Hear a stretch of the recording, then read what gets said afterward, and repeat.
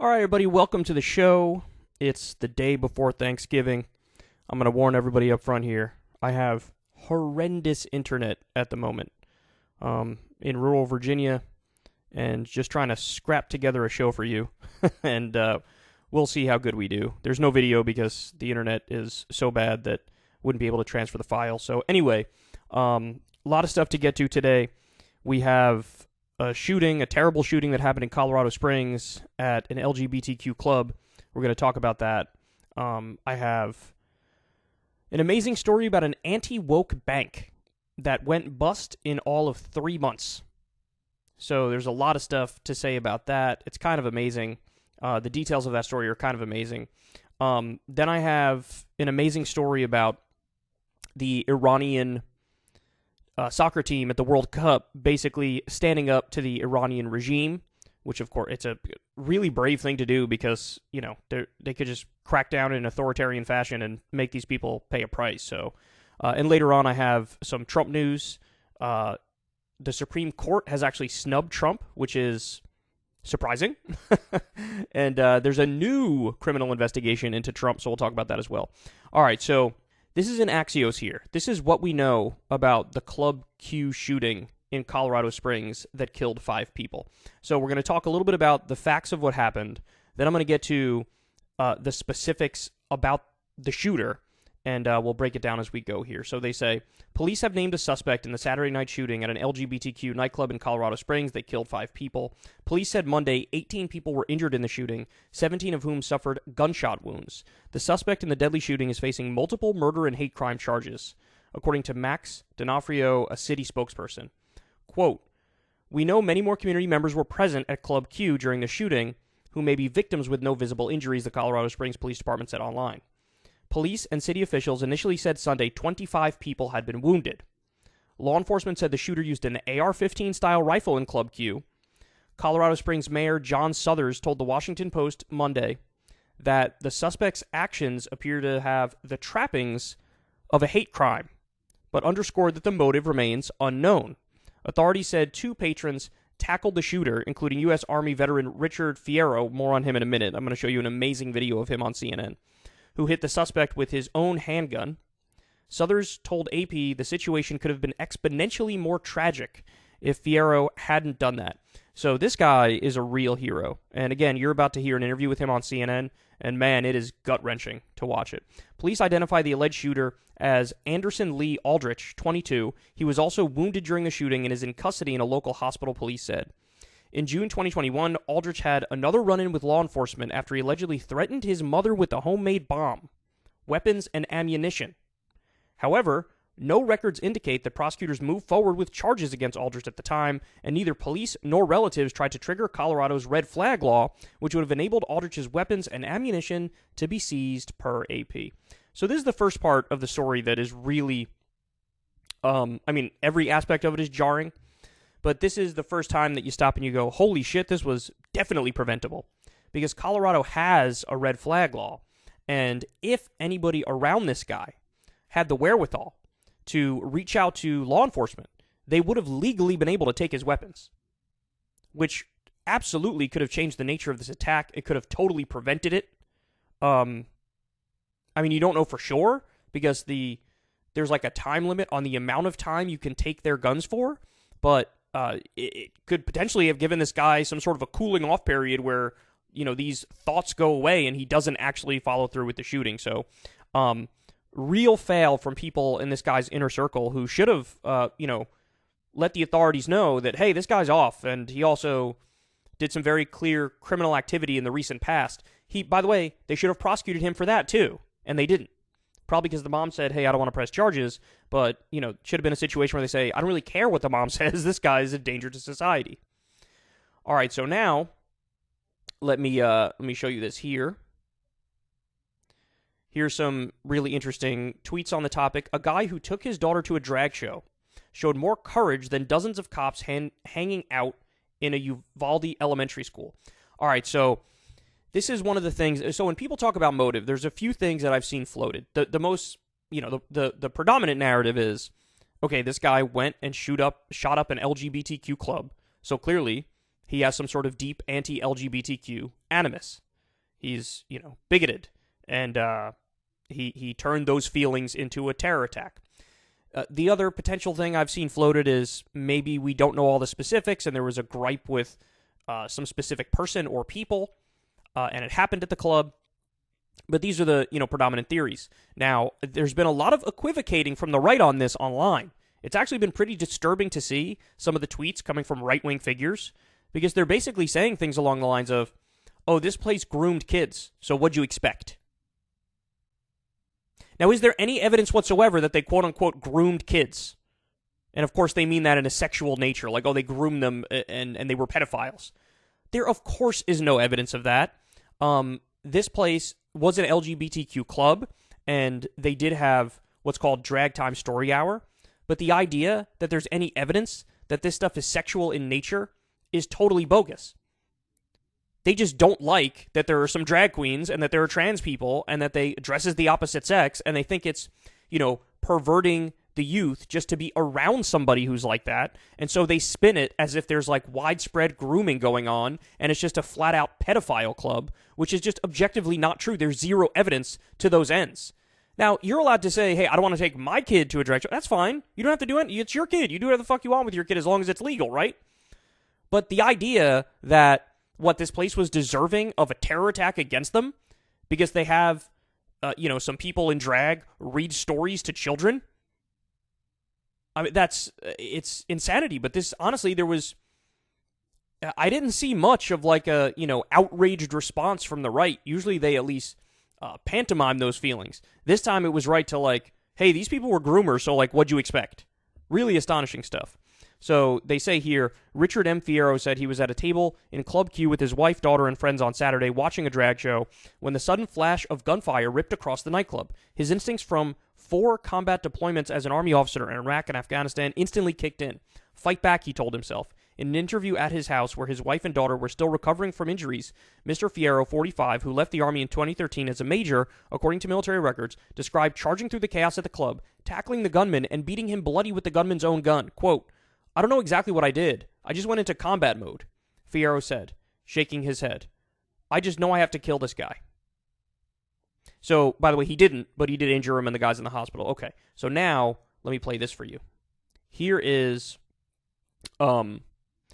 this is the gentleman right here who saved the day, and he did a really, gut-wrenching interview with CNN.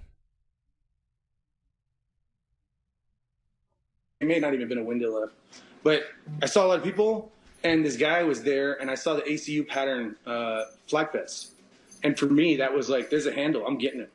So I ran across the room, grabbed the handle, pulled him down, and then started to, actually, I think I went for his gun with him.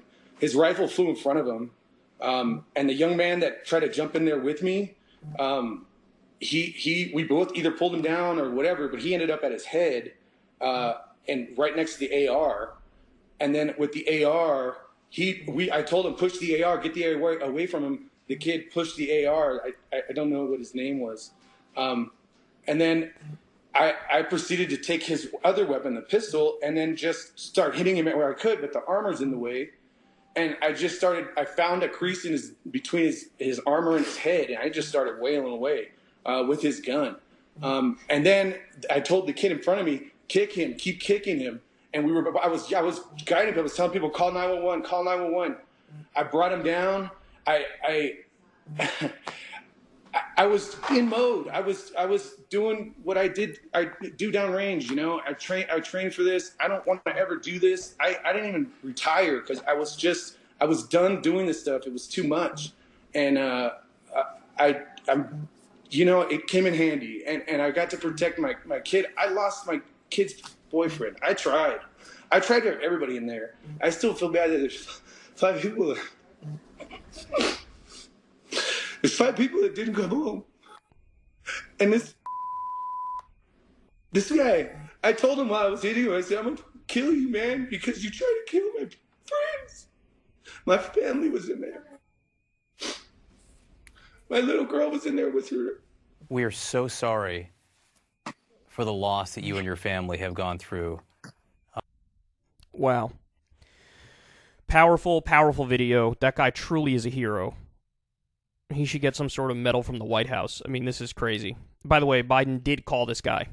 So they go on here. As the rescuer yelled for help, a drag dancer stomped on the gunman with her high heels. This is another interesting part. So the police, commenting on the incident, listen to what they say.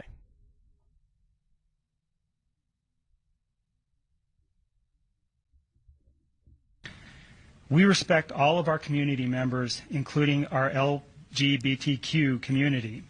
Therefore, we will be identifying the victims by how they identified themselves and how their families have loved and identified them. The first person I'll identify is Kelly Loving. Kelly's pronouns are she, her. Daniel Aston. Daniel's pronouns are he, him. Derek Rump. Derek's pronouns are he, him. Ashley Paugh, that's P-A-U-G-H. Ashley's pronouns are she, her. Raymond Green Vance. Raymond's pronouns are he, him.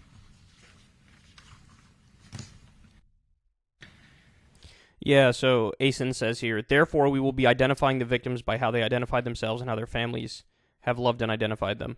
And a bunch of people were pointing out there's going to be more outrage from the far right over the cops saying this than there was outrage over the actual shooting itself. Because again, seen it with my own two eyes, the points from the far right seem to be, hey man, these were groomers, so what'd you expect? Zero evidence of that. Zero. So let me give you some more here. Details are coming to light about the alleged gunman who killed 5 people at an LGBTQ nightclub. The suspect in the mass shooting at an LGBTQ nightclub in Colorado had a tumultuous upbringing in which he was bullied as a teenager and raised for a time by his grandmother, according to an emerging portrait of the alleged gunman pieced together by CNN. Anderson Lee Aldrich ended up in the care of his grandmother as his mother struggled with a string of arrests and related mental health evaluations, according to court records and an interview with a family member. The suspect's grandmother, who a relative described as his primary caretaker, declined to be interviewed by CNN. Aldrich's relationship with his mother appeared volatile last year when she called police on her son and said he threatened to harm her with a homemade bomb and other weapons. No charges were filed, and the case has since been sealed, leaving unanswered questions about how Aldrich avoided prosecution in a matter that may ultimately have prohibited him from legally possessing a weapon if convicted. By the way, he actually live-streamed it. How dark is that? He live-streamed this incident with his mother. A little over a year after the bomb threat incident, Aldrich allegedly opened fire at Club Q in Colorado Springs, killing 5 people and leaving more than a dozen injured. Aldrich, 22, faces 5 counts of first-degree murder and 5 counts of a bias-motivated crime causing bodily injury, according to an online docket in the El Paso County Court. The 6'4", 260-pound suspect had been in the hospital for treatment of undisclosed injuries after he was subdued by club patrons during the attack. So this dude is 6'4" and 260 pounds. And that former soldier took him down. Jesus Christ, that's so brave. A guy who's armed to the teeth and that big, and this guy took him down? Aldrich was born in May of 2000 under the name Nicholas Brink and is the son of Laura Vopel and Aaron Brink, who married in 1999. Neither parent could be reached for comment. His father filed for divorce in September 2001 in Orange County, California, citing irreconcilable differences. In his initial petition, he requested legal custody and visitation rights, but asked that the court grant full physical custody to Vopel. Vopel stated in a 2007 filing that her son had no contact with his father. Aldrich's father was a mixed martial arts fighter and a porn actor who spent time in federal prison for illegally importing marijuana, according to court documents, interviews, and an entertainment website. About a year before Aldrich was born, Brink pleaded guilty in 1999 to a misdemeanor domestic battery charge and received a suspended sentence, according to the San Diego County Superior Court. Federal court records state that the victim in that case was Vopel, who was described as his girlfriend. Vopel, the daughter of California Assemblyman Randy Vopel, was granted sole legal and physical custody of her son in 2007. In May of that year, Vopel stated in court records that she was unemployed and engaged with a new baby on the way, in addition to Aldrich, who was 6 years old at the time. So you can see they go on here, just a very, very long list of a tumultuous family life, to say the least. Mental issues, psychological issues, criminal issues. It goes on and on. Now, it's also noteworthy that there's somebody in this guy's family, I don't know if it's his uncle, I don't remember the specifics, was like a hardcore stop the steal, far-right guy, and I believe was even elected as a politician. So you have this mix of like far-right politics, mental health issues, criminal background. The guy himself committed some pretty brazen crimes and then effectively got away with it because no charges were filed. You had quite literally every red flag imaginable. And again, the two motives that are being floated right now, I think what people are down to is either, just flat out hate crime. It's basically anti-gay bigotry. So it's like an ideological terror attack. That's one potential motive. And the other potential motive people are giving is he had an issue with somebody specific in the club or a group of people in the club, and then that's what led to it. I'm sure more evidence is going to come out with time, but he's being tried for, I think he's, like they said, he's being brought up on hate crime charges as well. And one of the things now that the right is pointing out to try to say, oh, your whole narrative about this is like far-right extremism is bogus, because he also apparently identified as non-binary. There's some outlets that are reporting that. I don't know why they think that changes anything, because we've all seen examples of, for example, the very anti-gay pastor or Republican politician who is like secretly gay and then gets outed in some sort of a scandal. This could very well be a situation where this person is struggling with gender feelings of their own, but they buy into the hateful ideology of the far right that downplays, the spectrum of gender and lashes out as a result of it. That's certainly possible. It's also possible that he was just kind of like lying about it and doing the old conservative joke of like, well, I identify as an attack helicopter. So we don't know those specifics, so there's no reason to speculate any further, really. But the fact of the matter is the leading motive, of course, is going to be anti-LGBTQ hatred. Why? Because he shot up an LGBTQ club. And it looks like, again, I don't know this for sure yet, but it looks like it was sort of indiscriminate targets, right? So really, we're in a bad place because, like I said, usually if there's some sort of far-right terror attack, what happens? The right comes out and tries to distance themselves from it and say, like, oh man, like, this is terrible, this is wrong, this is bad, this is in no way, shape, or form related to us. But I haven't seen much of that, and again, what I've seen is, well, this was a club of groomers and pedophiles anyway, so what did you expect? And it depends how far deep down that rabbit hole you want to go, but you don't have to look far in order to find people flat out justifying this and supporting it, which is frankly astonishing. If that's how gone some people are psychologically and ideologically, where they just justify the cold-blooded murder, a terror attack against innocent people because they happen to be part of the LGBTQ community. So, look, hopefully they throw the book at this guy. The guy who prevented him from doing more damage is an absolute hero, and I think I speak for every reasonable person when I say we hope justice is done. If you want to see me and Crystal Ball interview legends like Noam Chomsky, Cornel West, and more, subscribe to Crystal, Kyle, and Friends on Substack. $5 a month gets you the video version a day early. Remember, we take 0 ad dollars for this podcast.